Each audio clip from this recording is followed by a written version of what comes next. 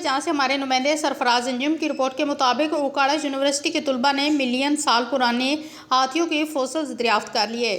Okara university کی ضلع جیلوں کے پہاڑوں میں جاری کھدائی مہم کے دوران کئی ملین سال پرانے ہاتھیوں کی 3 اقسام کے فوسلز دریافت ہوئے ہیں۔ اس مہم میں اوکاڑا یونیورسٹی کے طلباء شعبہ زیولوجی کے سربراہ اور pro vice chancellor professor doctor Muhammad Wajid کی قیادت میں حصہ لے رہے ہیں۔ یونیورسٹی کے ترجمان کے مطابق اس تاریخی دریافت کی گورنر پنجاب اور چیئرمین ہائر ایجوکیشن کمیشن کی جانب سے تعریف اور حوصلہ افزائی کی گئی۔ پاکستان میں فوسلز کی تاریخ پہ بات کرتے ہوئے پروفیسر واجد نے بتایا کہ فوسلز بننے کا عمل تب شروع ہوا جب کوہ ہمالیہ کا سلسلہ وجود میں آیا۔ اس کے بعد سیلابی ریلوں کا ایک طویل دور شروع ہوا جس کے نتیجے میں ہاتھی، زرافہ، دریائی گھوڑا، مگرمچھ اور کچھوا سمیت کئی جانور ہزاروں ٹن مٹی کے نیچے دب گئے۔ انہوں نے مزید بتایا کہ اگر 100 جانور مرتے ہیں تو ان میں سے صرف 1% فوسلز میں تبدیل ہوتے ہیں۔ پروفیسر واجد کا